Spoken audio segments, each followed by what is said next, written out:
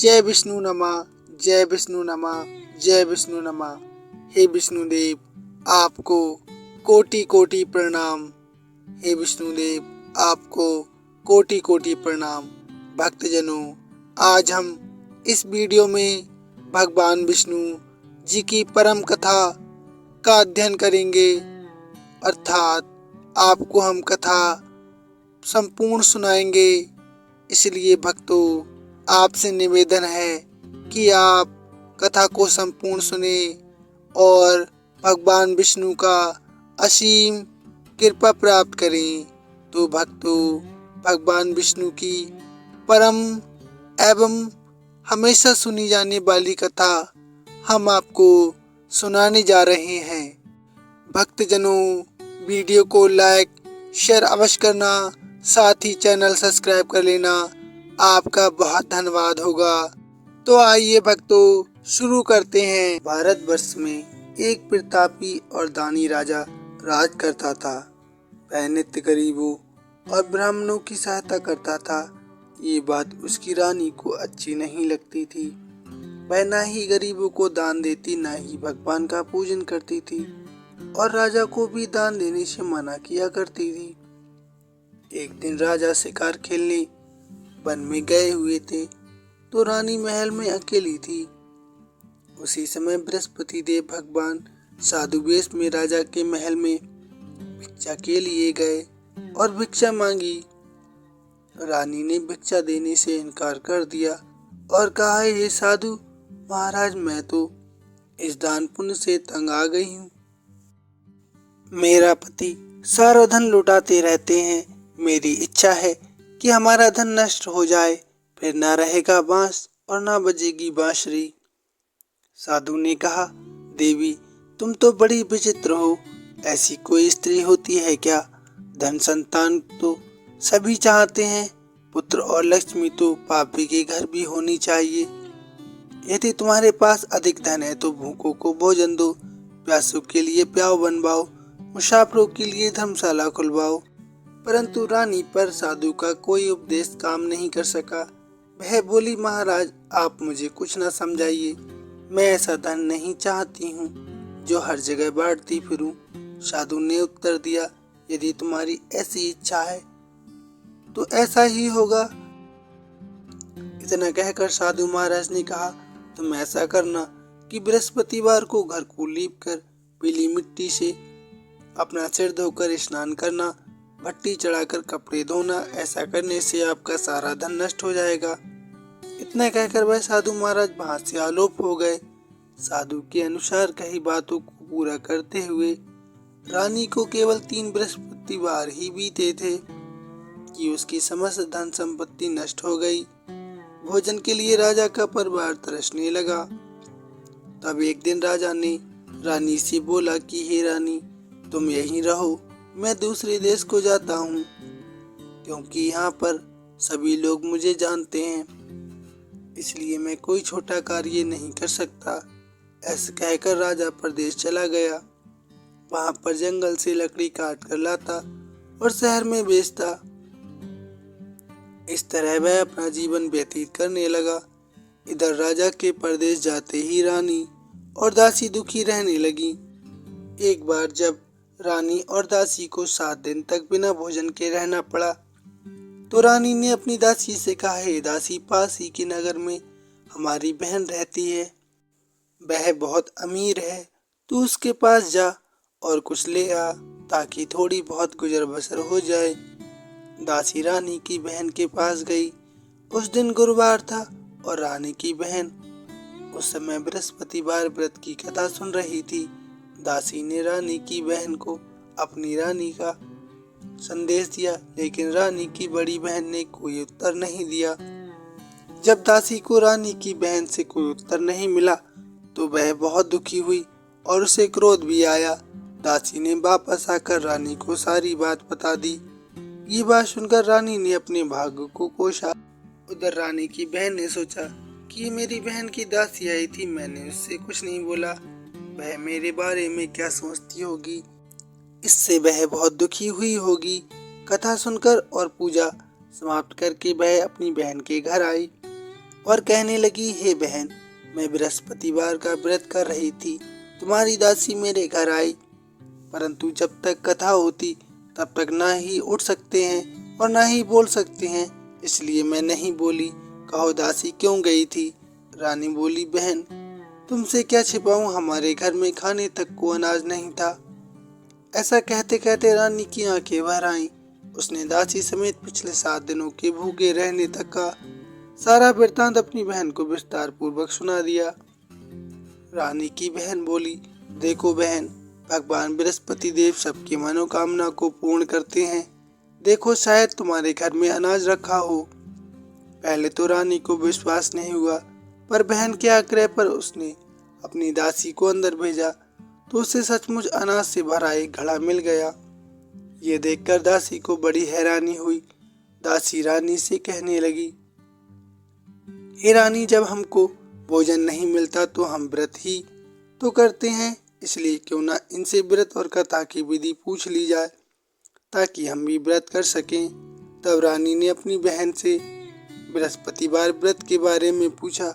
उसकी बहन ने बताया, बृहस्पतिवार के व्रत में चने की दाल और मुनक्का से विष्णु भगवान का केले की जड़ में पूजन करना चाहिए तथा दीपक जलाना चाहिए, व्रत कथा सुननी चाहिए, पीला भोजन करना चाहिए, इससे बृहस्पति देव प्रसन्न होते हैं।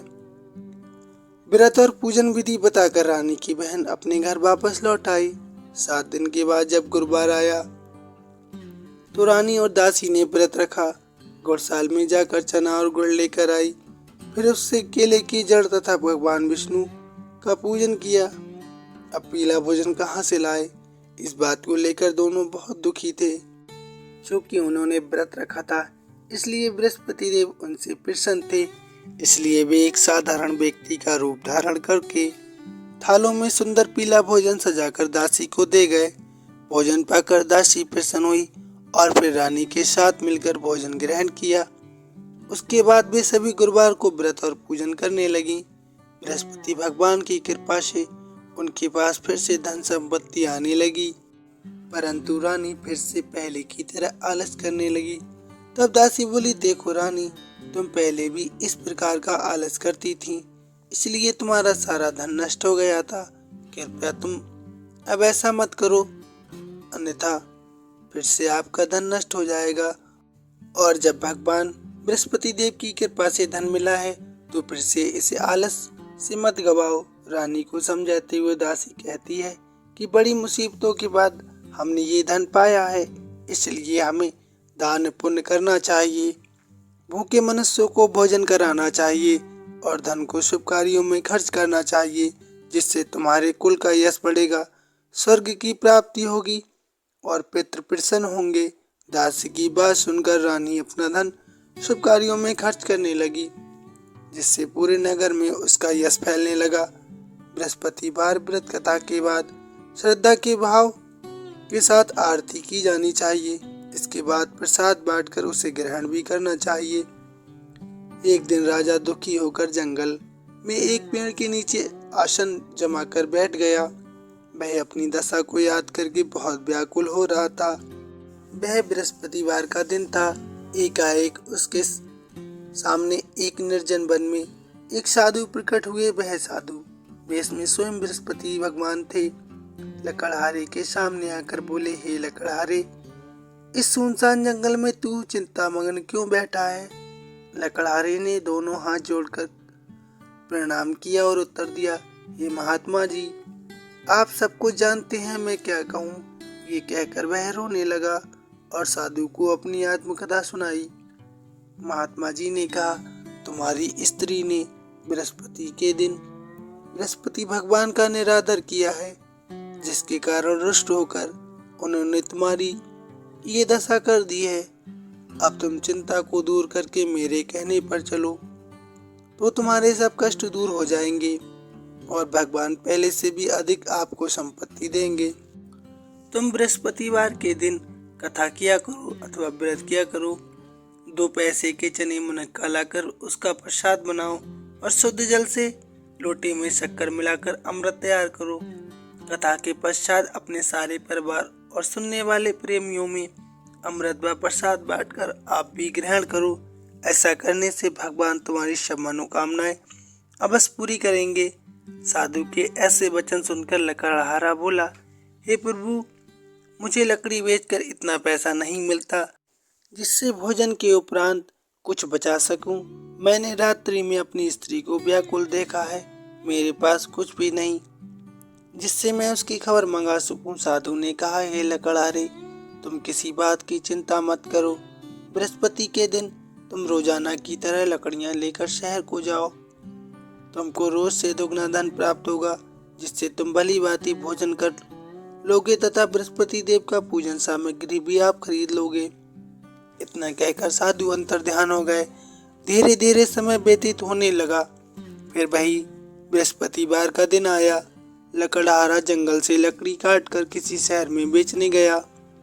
उसे उस दिन और दिन से अधिक धन प्राप्त हुआ। राजा ने चना गुड़ आदि लाकर गुरुवार का व्रत किया। उस दिन से उसके सभी क्लेश दूर होने लगे। परंतु जब दोबारा गुरुवार आया तब राजा ने बृहस्पतिवार का व्रत करना भूल गया। इसी कारण भगवान बृहस्पति देव नाराज हो गए। उस दिन उस नगर के राजा ने विशाल यज्ञ करवाया था और शहर में घोषणा ये करवा दी थी कि प्रत्येक मनुष्य हमारे घर पे आके भोजन खाए। अपने घर न आग जलाए न भोजन पकाए। समस्त जनता मेरे यहाँ भोजन करने आए। इस आज्ञा को जो नहीं मानेगा उसे फांसी की सजा दी जाएगी। इस तरह की घोषणा संपूर्ण नगर में करवा दी गई। राजा की आज्ञा अनुसार शहर के सभी लोग भोजन करने गए, लेकिन लकड़हारा कुछ देर से पहुंचा। इसलिए राजा उसको अपने साथ घर ले आए और वहां आकर भोजन करा रहे थे तो रानी की दृष्टि उस खूंटी पर पड़ी जिस पर उसका हार लटका हुआ था। वह वहां पर दिखाई नहीं दिया। रानी ने निश्चय किया कि मेरा हार इस मनुष्य ने चुरा लिया है। उसी समय सिपाहियों को बुलाकर उसको कारागार में डलवा दिया गया। जब लकड़हारा कारागार में पड़ गया और बहुत दुखी होकर विचार करने लगा कि ना जाने कौन से पूर्व जन्म के कर्म से मुझे ये दुख प्राप्त हुआ है, और उसी साधु को याद करने लगा जो कि जंगल में मिला था। उसी समय तत्काल बृहस्पति देव साधु के रूप में प्रकट हुए और उसकी दशा को देखकर कहने लगे, अरे मूर्ख, तूने बृहस्पति देव की कथा नहीं करी, इसी कारण तुझे दुख प्राप्त हुआ है। अब चिंता मत कर। बृहस्पतिवार के दिन कारागार के दरवाजे पर तुझे 4 पैसे पड़े मिलेंगे। उनसे तू बृहस्पति देव की पूजा करना, तेरे सभी कष्ट दूर हो जाएंगे। बृहस्पतिवार के दिन उसे 4 पैसे मिले। लकड़हारे ने कथा कही। उसी रात्रि को बृहस्पति देव ने उस राजा के स्वप्न में आकर कहा, हे राजा, तुमने जिस आदमी को कारागार में बंद कर दिया है वह निर्दोष है, वह राजा है, उसे छोड़ देना। रानी का हार उसी खूंटी पर लटका है। अगर तू ऐसा नहीं करेगा तो मैं तेरे सारे राज को नष्ट कर दूंगा। इस तरह रात्रि का स्वप्न को देखकर राजा प्रातः काल उठा और खूंटी पर हार देखकर लकड़हारे को बुलाकर क्षमा मांगी तथा लकड़हारे को सुंदर वस्त्र आभूषण देकर विदा कर दिया। बृहस्पति देव की आज्ञा अनुसार लकड़हारा अपने नगर को चल दिया। राजा जब अपने नगर के निकट पहुंचा तो उसने देखा और उसे बड़ा आश्चर्य हुआ। नगर में पहले से अधिक बाग, तालाब, कुएं तथा बहुत सी धर्मशाला, मंदिर आदि बन गए हैं। राजा ने पूछा, ये किसका बाग और धर्मशाला है? तब नगर के सब लोग कहने लगे, ये सब रानी और बांदी के हैं।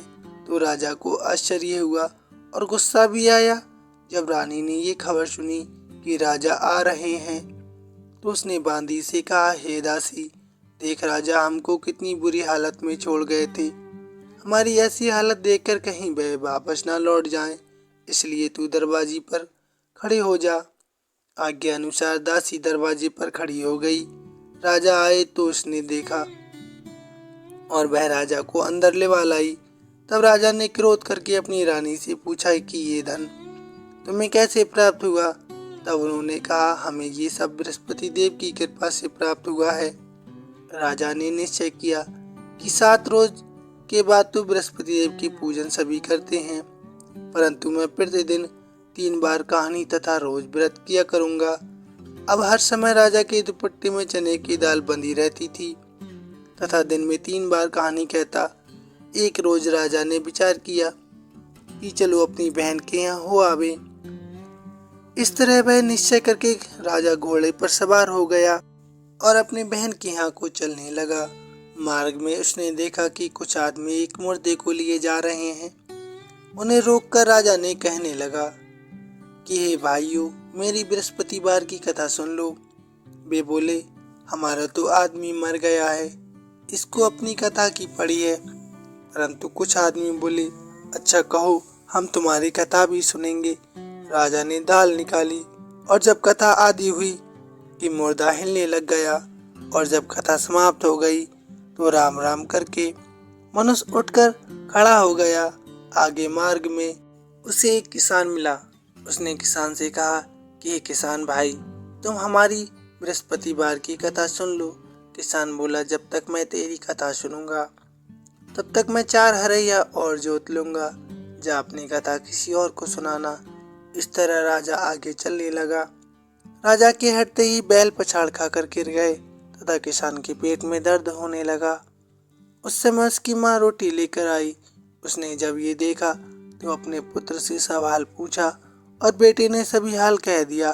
तो बुढ़िया दौड़ी दौड़ी उस घुड़सवार के पास गई और उससे बोली कि मैं तेरी कथा सुनूंगी, तू अपनी कथा मेरे खेत पर चलकर ही कहना। राजा ने बुढ़िया के खेत पर जाकर कथा कही, जिसके सुनते ही वह बैल उठ खड़ा हुआ और किसान के पेट का दर्द भी बंद हो गया। राजा अपनी बहन के घर पहुंच गया।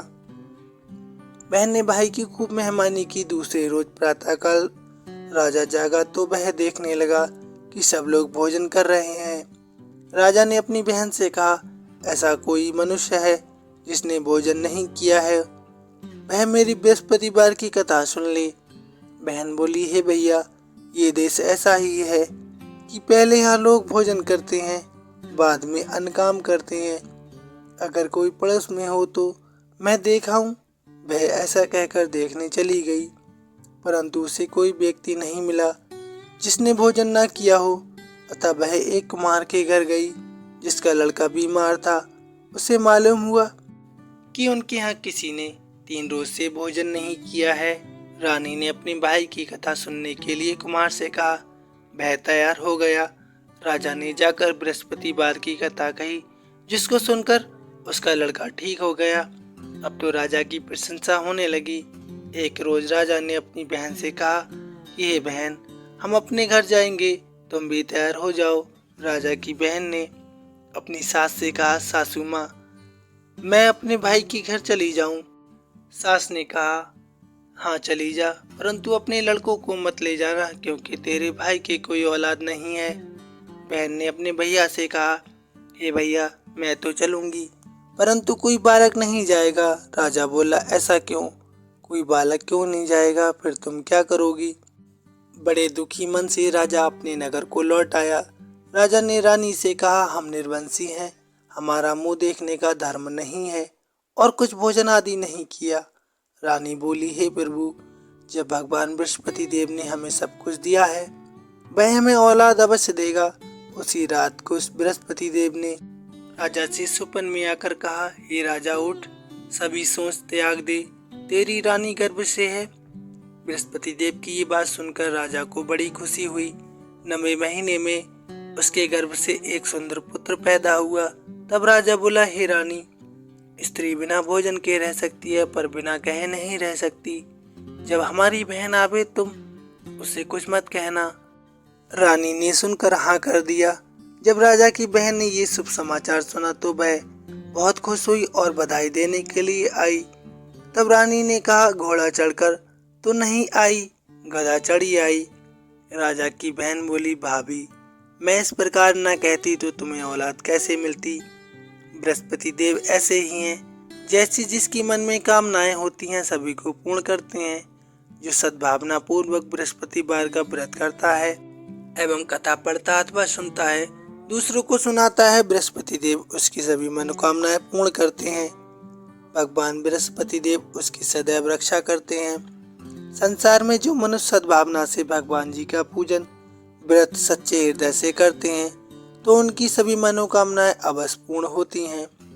जैसी भावना से रानी और राजा ने उनकी कथा का गुणगान किया तो उनकी सभी इच्छाएं बृहस्पति देव जी ने पूर्ण करी। इसलिए पूर्ण कथा सुनने के बाद प्रसाद लेकर जाना चाहिए। हृदय से सबको भगवान बृहस्पति देव का मनन करना चाहिए और जयकारा बोलना चाहिए। प्रेम से बोलिए बृहस्पति देव महाराज की जय। आइए भक्तजनों, अब सुनते हैं दूसरी कथा।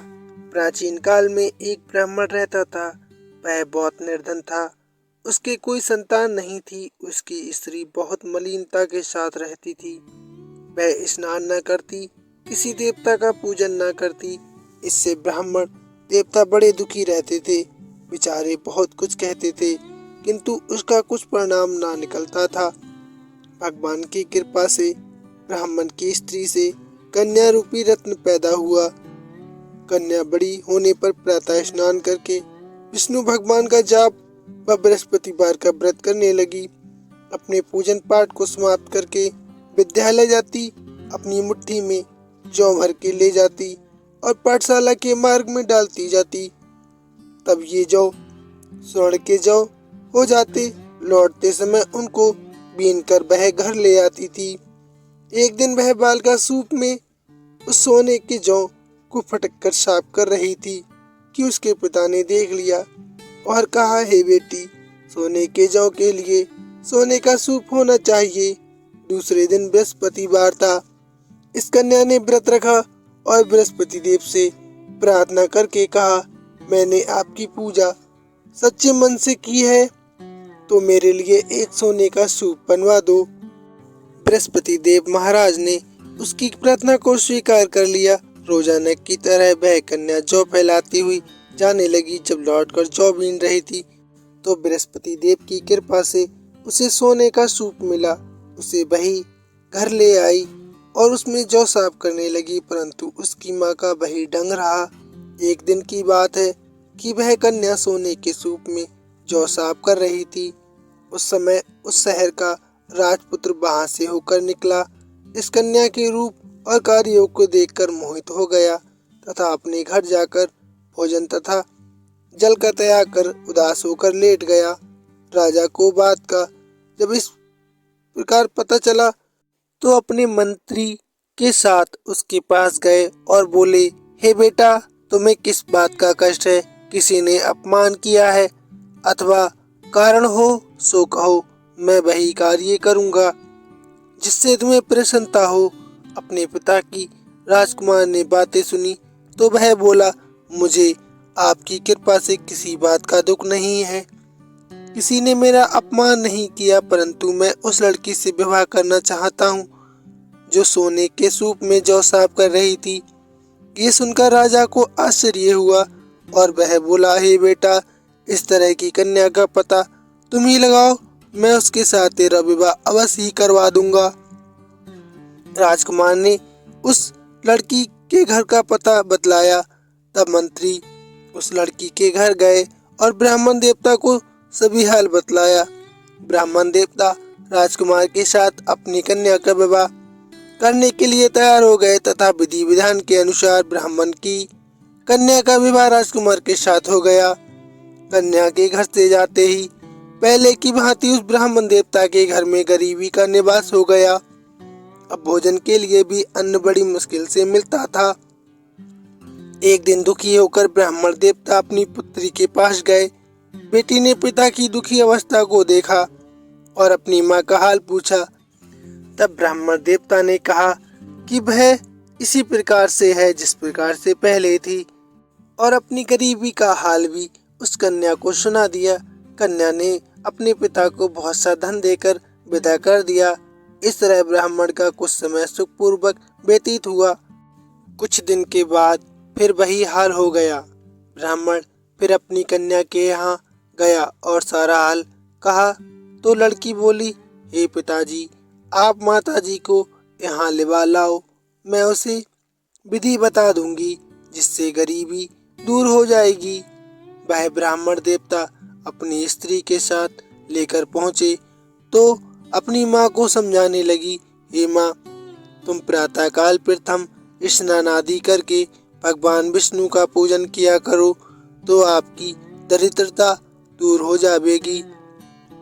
परंतु उसकी माँ ने एक भी बात नहीं मानी और प्रातःकाल उठकर अपनी पुत्री की जूठन को खा लिया। इससे उसकी पुत्री को बहुत गुस्सा आया और एक रात को कोठरी में उसे बंद कर दिया और सारा सामान निकाल दिया और अपनी माँ को उसमें बंद कर दिया। प्रातःकाल उसे निकाला, तब स्नान आदि करवाया तो उसकी माँ की बुद्धि ठीक हो गई और फिर वह प्रत्येक बृहस्पतिवार को व्रत रखने लगी। इस व्रत के प्रभाव से उसके माँ बाप बहुत ही धनवान और पुत्रवान हो गए और बृहस्पति जी के प्रभाव से इस लोक के सुख भोग कर स्वर्ग को प्राप्त हुए। सब बोलो विष्णु भगवान की जय।